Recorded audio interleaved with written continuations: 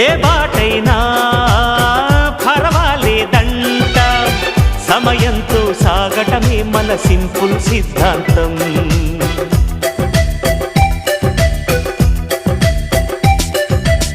చిరుగాలికి పరిమళమిచ్చే సిరిమల్లెల వనమై ఉందాం, గగనాన్ని నేలను కలిపే హరివిల్లుల బంతెన అవుదాం. ఆనందం అంటే అర్థం మనమందా, ప్రతి పూట పాటై సాగే హుషారు సరిగమలో. ఎన్నో ఎన్నో రాగాలుండే సంగీతం కాదా, చల్లకి నవ్వుల కేరింత.